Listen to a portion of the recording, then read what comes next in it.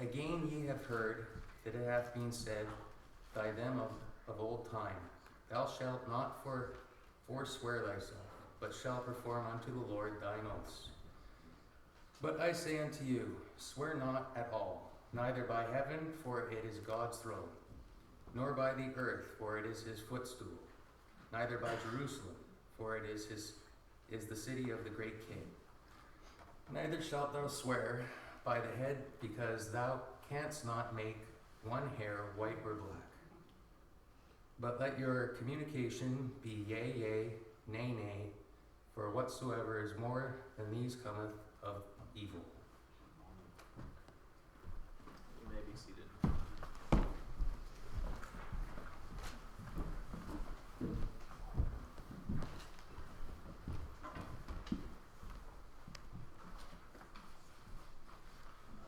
Good morning again, and this is the fourth of the examples of the hardness of the heart, or the heart issue, that Jesus cites in the Sermon on the Mount. And it seems like the easiest one. Oaths. Let your yes be yes and your no be no. Most of us think, I'm a pretty honest person.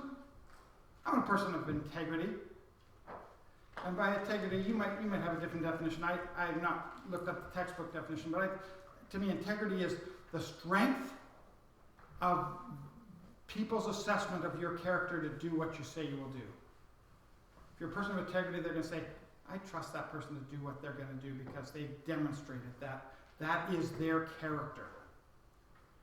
But if you're likely familiar with this, depends on your era, where you went to school and whether you went to or homeschooled or not. But generally, in school, you get some lessons of life.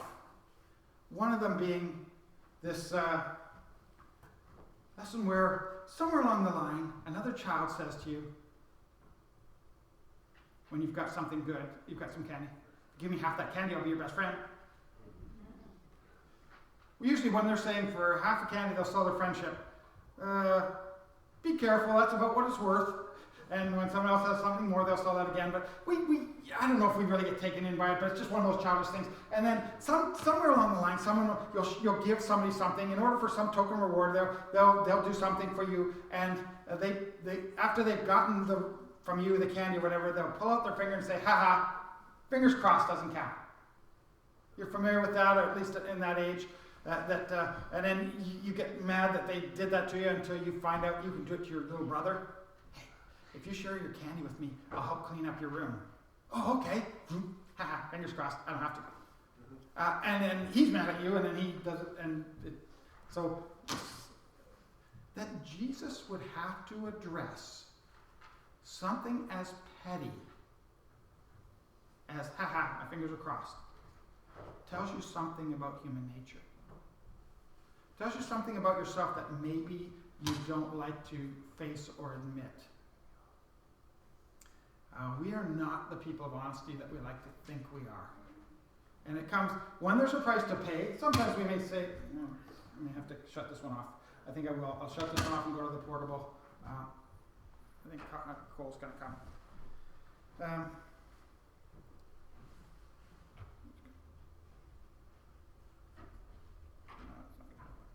I've got to unzip it here. I took it off and now I'm just going to take it off. But if we can continue the line of thought, in Florida in 1991, a man and a woman began living together. The names were Lynn Poyer and Howard Browning. They lived in Central Florida. They didn't get married, but they were living together.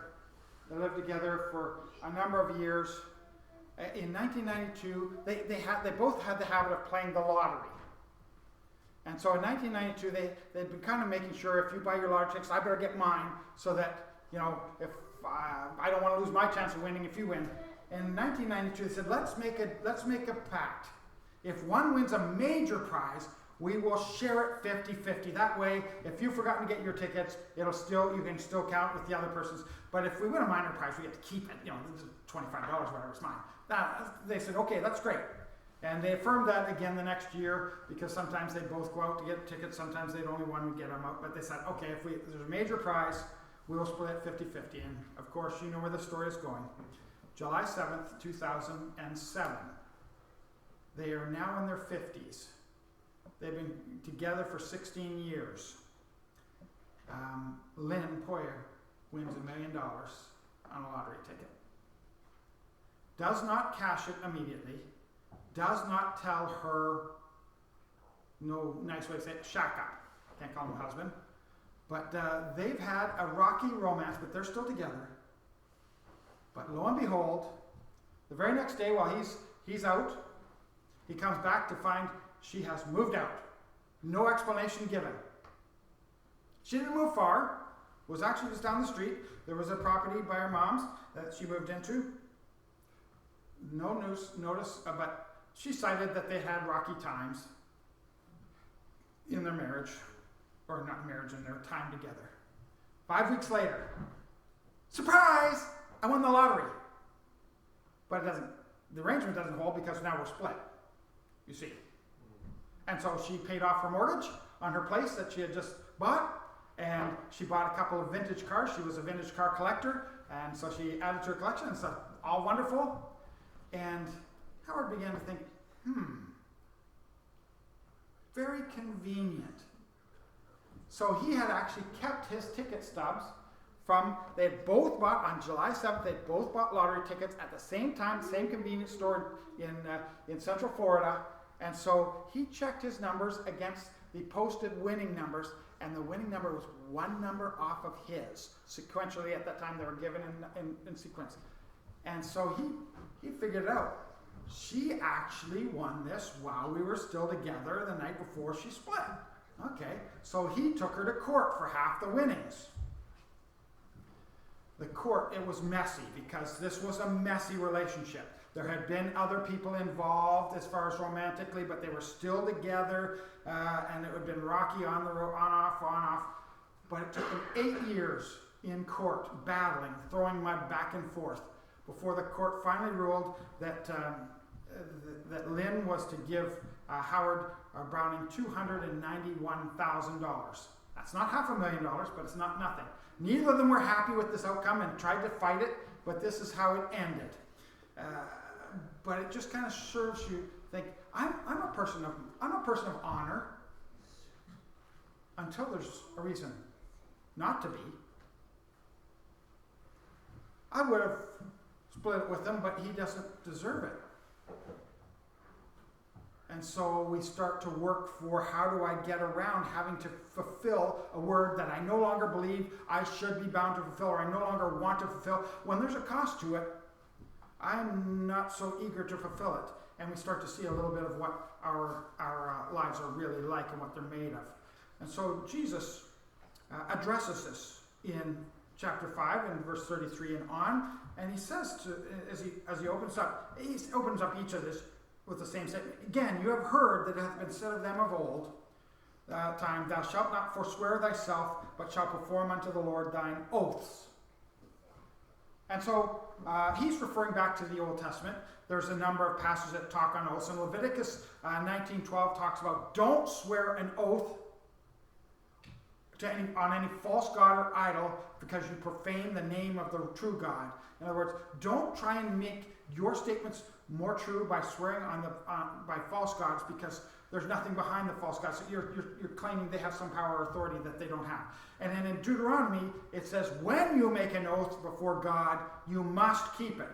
Deuteronomy chapter 23 goes in there for several verses in the middle of that chapter, talks about oaths. There's also a portion in Numbers that says the same thing. When you make an oath before God, you are bound to it. This is my name. You've invoked my name into the affair. You must uphold it, because my name will not be profaned. So, I mean, it's a struggle how human logic can twist and evolve. So this is the human logic that got the Jews to, in Jesus' day, fingers crossed, what I say doesn't count. This is how it got there. The Jews took in ancient Jewish tradition, the use of vows and oaths became very important, became very central to them. They used them when you wanted to affirm something, because we are people of Yahweh, people of the one true God, we will vow and make an oath. And just so I make sure we understand the minor difference between vows and oaths. Vows are for things, oaths are to people. When you're, and that's maybe an oversimplification, but generally when you're backing up your truth, it's an oath. I swear to tell the truth, the whole truth, and nothing but the truth, so help me God. That is an oath because you're giving testimony to another person to which they are going to believe that it's true. You can also, there are also oaths to back up the veracity. Vows are something where it's a promise of something done, an exchange. In other words, Jephthah made a vow, if you're familiar with his story in the book of Judges. He said, it's a deal. God, if you'll deliver the Ammonites into my hand, I will give of a burnt offering the first thing that comes out of my house upon my return. And of course, it's his beloved daughter, and it becomes known as Jephthah's foolish vow, because he vowed a thing. I'm going to do a thing. So if I vow, I will pay you 10 cows if you sow my field for me this year. That's a vow, if you vow it. It's not an oath. An oath is when you're backing up your word or swearing your word. And there's a couple of different aspects of oaths, but that's the difference between them. But anyway, so it started with the Jews they wanted to seal their word with oaths or vows, if there were business deals type thing, so that the power of their God was invoked, and boy, you didn't mess with it. And that's the second thing. The Jews took their oaths very seriously. If you broke an oath, you basically broke 2 of the 10 commandments. 1, you bore false witness, and 2, you took the name of the Lord your God in vain. And the Lord will not hold him guiltless that taketh his name in vain. And so they felt if you broke a vow, you were cursed by God. So it became, we are people who take vows, and we are people who believe vows are serious things. But then the third aspect of it is, but we also make foolish, rash vows when we speak before we think. And because it became a mark of your spiritual lineage to make a vow, I'm a believer, so I will vow before God. It became kind of habit forming, and before you know it, when you got mad, you would swear an oath. Or when you decided I need to press an advantage, I will strengthen up with an oath. And so people were making rash oaths that they were not prepared to fulfill, but they knew oaths are very important, and oaths are very serious, and we oops with oaths. So what do we do? And the fourth part was part of this culture of that day. When your nation was taken over by another nation, when you were captured, your nation was captured, and this happened many times in the history of the Jews, the conquering nation would often make you swear an oath of fealty, not to their state, but to their gods. So you must make either a token sacrifice or swear your oath of allegiance to the gods of the Assyrians if they took you over, or the Babylonians if they took you over, or the Romans when they took you over. And so all of these different, so the Jews were like, yeah, but you don't get it. Our oaths are very important to us. Our oaths are very serious. And when you make us take an oath, we're more held bound by that oath than the rest of the heathen nations who don't take their word seriously. So what do? So they had to develop loopholes. They had to figure out what's our fingers crossed symbol. So they have a number of loopholes. One of them, which is involved with Yom Kippur, which is the Day of Atonement. That's the most holy of the feasts of the Jewish calendar. On the Day of Atonement each year, Yom Kippur, there's a ritual called, or short statement called Kol Nidre, which literally means, it's an Aramaic term, but it means all vows. And it's like, Yom Kippur, the Day of Atonement is about atoning for the sins of omission over the full year, to clear your standing with God. So they wanted to clear their standing of these vows that they took that they didn't mean. We don't want to be cursed of God, So we need some out. So this is what Kol Nidre, this is the actual statement translated into English. I'll just read it for you, just so you can understand this. All vows and all prohibitions and all oaths and all consecrations that we may vow or swear or consecrate or prohibit upon, from the previous Day of Atonement until this Day of Atonement, and from this Day of Atonement until the next Day of Atonement that will come for our benefit, regarding all of them, we repudiate them. All of them are undone, abandoned, canceled, null and void, not in force, not in effect. Our vows are no longer vows, and our prohibitions are no longer prohibitions, and our oaths are no longer oaths. In effect, they said, on the Day of Atonement, fingers crossed, nothing counts anymore. Their word no longer meets. We now have an escape clause. And beyond that, they made other escape clauses for more immediacy things. And so Jesus refers to a number of those. In Matthew chapter 23, when he's talking about the abuses, the hypocritical abuses of the Pharisees and scribes, he says, you guys will say, if we swear by the temple, we're not bound by our oath. But if we swear by the gold of the temple, now we're bound by our oath. And if we swear by the altar, we're not bound by our oath. But if we swear by the sacrifice upon the altar, we're bound by our oaths.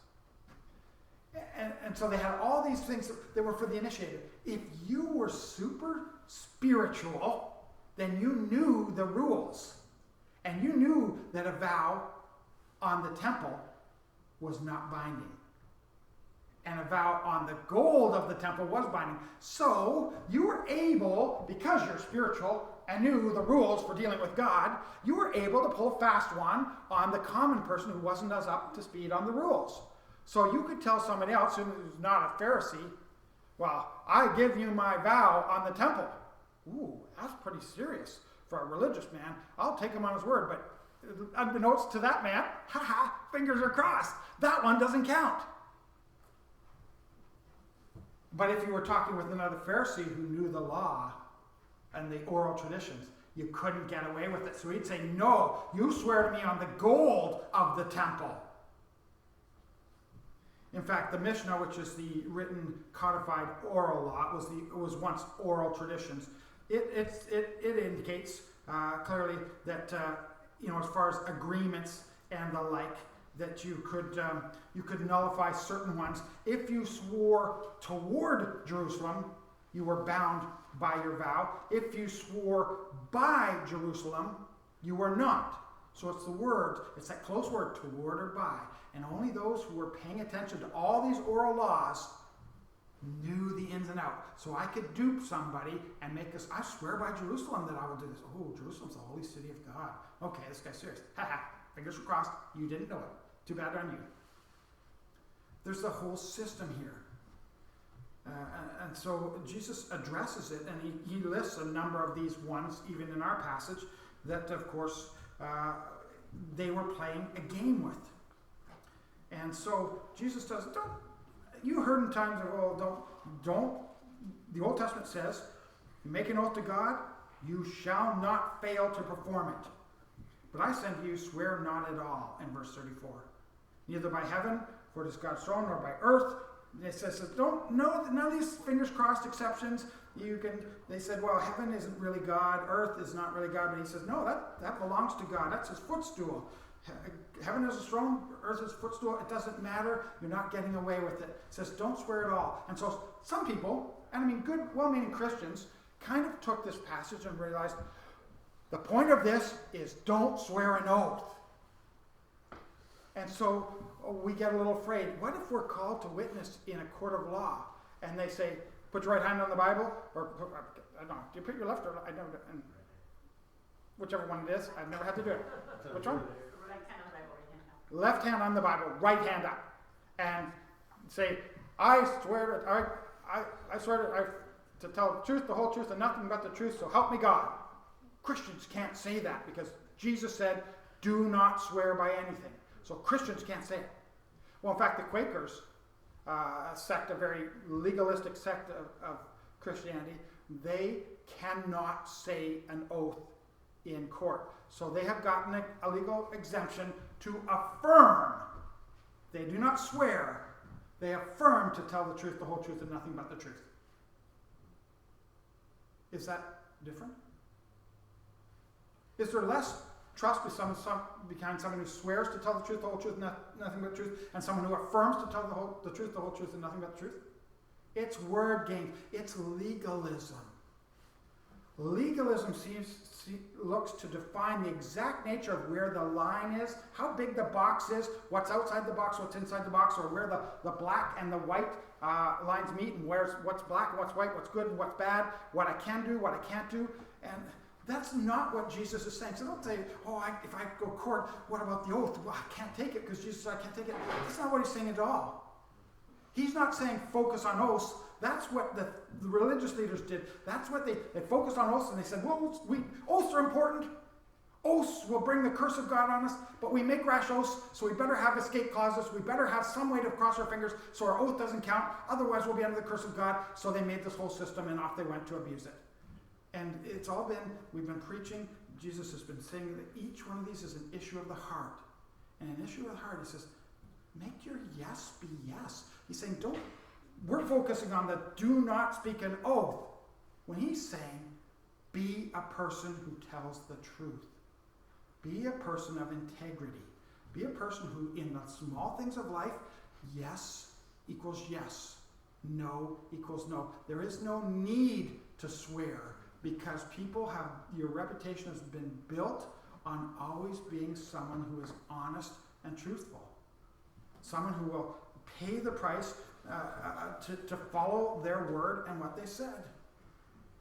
Legalism focuses on rules and loopholes. The Spirit focuses on truth, and it's that quiet, consistent commitment to truth that does not need to bolster its claim. But as I said, if you know yourself, I love to say I'm a person of integrity. But you almost choke on that too. Integrity does not come from trying harder. The Sermon on the Mount, as I said before, starts with the Beatitudes for a reason. The only place that we can become a person of integrity is by being a person that is poor in spirit, that knows their own morality is bereft of value. That in my flesh, I will seek to benefit myself. I will seek to use my words, oaths, vows, whatever you can, my affirmations. I will seek to use them to my benefit. I will twist and find a way out. Now, I don't want to be called a liar or someone who reneges, but I will find a loophole. I will find a way to cross my fingers. And so I want to just list 4 quick things that Jesus says in here. Now, one of them is not here, but it's in Matthew 12, about the whole idea of why we ought not to use vows and not simply to let our yes be yes and our no be no. And the first, they're all fairly self-evident, but let's just list them so we're aware. He says, first of all, followers of Jesus should be a testimony by a matter of course. Your yes should simply be yes on a daily basis. Your no should be simply because you are Christian. You reflect the values of your God. Be ye holy, for I am holy. There should be no need, he says, there should be no need for oaths just because as a matter of course, you should be trustworthy. People should see it in you. He says also, oaths have become a means to duck your responsibility to be truthful. So rather than swearing to God, increasing the confidence in your truth statement as being truthful, they are decreasing the confidence because you're using them as loopholes. And he points all those out. Don't swear by heaven, by earth, by Jerusalem, neither even by your own head, because you cannot make one hair black or white or black. Does anybody try? I saw one person who dyed their hair gray. Nobody tries to make their hair white. I don't know why I even said that. They try to make their hair black. Maybe in those days, in the old English days, the judges all wore wigs with gray hair, so they tried to make their hair. So I guess it does work both ways. But anyway, you can cover it up, but you can't make it the way you want it. You can just kind of disguise it is all you can do. But he says, you have no power. So that leads us to the third one. So the first one was, it should just be a matter of course that Christians are honest. The second one is, oaths, they actually don't strengthen the truth. They weaken it because they create areas for deception to move in. And he says, the third one is really that all humans will be responsible for every word we utter. In Matthew 12:36 says, every idle word will be brought to account. So he says, it doesn't matter if it's oath, technically, because I gave an oath, I'm bound by this. He says, you're bound by everything because every idle word you say will be held account. We will be judged based on, is our yes, yes in small things and in big things, in things that cost and things that don't cost. And the last, the implication in that one about your head, don't even swear by your head because you can't even change the color of one of your hairs from white to black or black to white. I think he's saying, who are we to invoke God's name and reputation with our soiled and deceitful vows? Our dishonesty. We're told the heart is deceitful and desperately wicked. Who can know it? And we see that as we go. Who are you to invoke the power of God? You're manipulating God and saying, so help me God, as if God is behind the truthfulness of your statement and you're dragging God's name through the mud when you do not fulfill that which you swear to, either by vow or by oath. Or we do. And even when we swear by our own self, he says, even when you swear by your own self, you don't have any power over that, and you certainly don't have any power over God, his temple, Jerusalem, or any of the other things you might swear by. So a number of reasons we shouldn't swear. But straightforward, he says anything other than straightforward, day in, day out, simple honesty and integrity is evil. Have you ever noticed that when you've got a child, a young child maybe, that you're pretty sure has done something disobedient, and you need to confront them on it? You're not 100% sure, but you've got enough evidence. And so you say, Johnny, I think you did such and such. No, I didn't. First of all, the louder they proclaim their innocence, usually the more guilty they are. But see, they will also, a child will use words that they've learned to beef up. They'll use it in the schoolyard when they're talking with another friend or something. They'll say, cross my heart and hope to die. As if does that make you trust a person more or less when they use that? I swear to God, I didn't do what you're accusing me of. And when they really get defensive and get their hackles up and just I'm telling you the truth, I'm telling you the truth, it is the truth, that usually means it's a lie. You see, because when someone is telling the truth, rather than just keep defending the fact that they're telling the truth, they start to explain the situation of what went on. If you say, well, hey, I told you no cookies and there's cookie crumbs all over the table. Yeah, I know. The cat got up there. I was reaching for something and I knocked this over and this happened. And it's not an excuse, but a child who's innocent will actually make a story that sounds, they'll address the evidence rather than a child who's guilty will just say, I'm telling you the truth. I told you, I swear, I'm telling you the truth. I swear to God. That person is usually guilty. That's what Jesus is kind of saying. Anything more than that is just evil anyway. The more animated you get, the more they probably did what they're being accused of doing. When you say, I'm not lying, that usually means they're lying. That's human nature. We need to diligently submit to the Spirit. Starts by being poor in spirit, being pure in heart. It starts with the Beatitudes. That's the only place where we start to change who we are as far as our integrity. I'll give you an example that I know does not really hit the mark. It's a little off target, but I want to use it just to kind of illustrate one aspect. So if you'll bear with me, a number of you have these little devices or something similar to them. And on those, there's like a ton of different apps that you can download. And every time you download an app, you get this little pop-up. you must click accept to agree to our terms of service. Familiar with that? Or if you go onto the internet and you do use some service there, then before you can use their service, you must agree to their terms of service. And so you can click and you get hit with this big scrolling legalese, that fine print that you're supposed to read and accept. Do you read it? Clive says no. I'd like to say yes, but the answer is nope. Right now it's kind of, am I throwing my life away? Click accept. We don't really know. In fact, a survey was conducted in which 9% of adults 35 and over claim they actually read the terms of service before they click yes to accept. Of those who are 18 to 35, 3% claim to read them. So, ProPrivacy.com ran a little experiment. It was just a small one.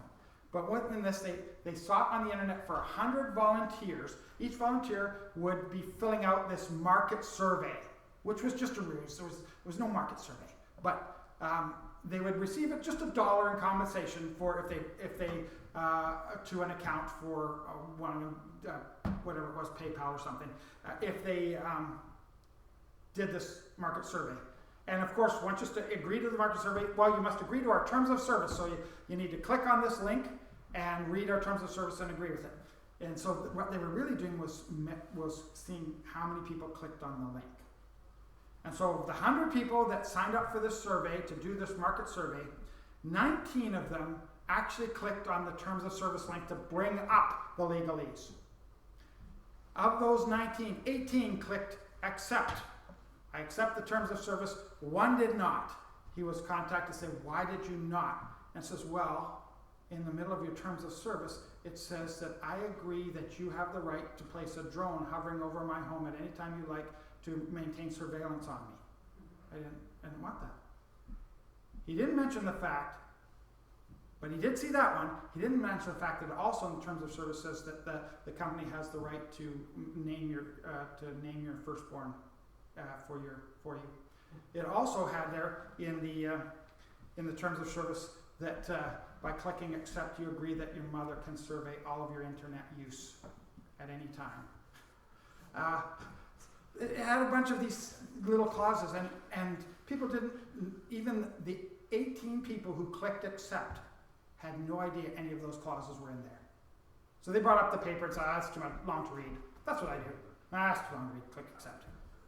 So it was one person. In fact, this one isn't quite the same, but there's been a few others. There was another group that offered free Wi-Fi at a local area that didn't have Wi-Fi, but you had to agree to our terms of service in order to access the Wi-Fi. And so I said, in the course that they ran this little experiment, they couldn't count the clicks of how many people wanted the Wi-Fi but didn't accept, so they didn't have any of that data. But they said 22,000 people accepted our terms of service, and so they don't know how many didn't.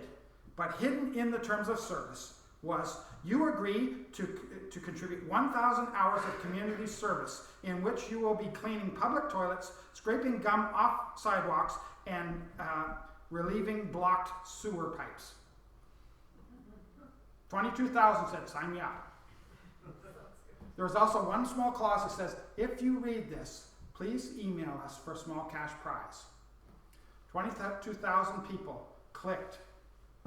I accept the 1,000 hours of community service cleaning sewer pipes to use your internet. One person, they said in the entire length of time, one person emailed to say, what's the prize?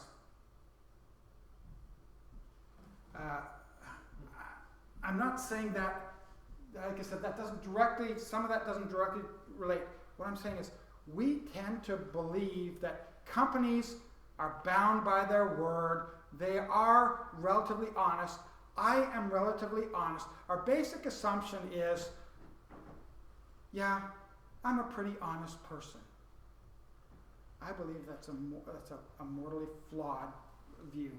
We are, by the flesh, legalists, always looking what can advantage us. And so I would just encourage you, we need to be The only way to become people of honesty is to become people who are poor in spirit, who realize, in my flesh there dwelleth no good thing. Pure in heart, I want to be like Christ. Let my yes be yes and my no be no. Would you pray with me? Father, I do praise you for your word. We probably, I know at times I think we've mastered such a simple lesson as being a person who is honest and has integrity about their words and their promises. And yet, Lord, we see where we'll sacrifice integrity for the flesh benefit in a heartbeat.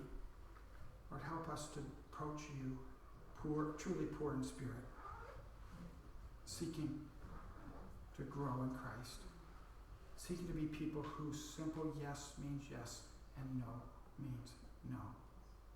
In Jesus' name, amen. I know we've used up our time.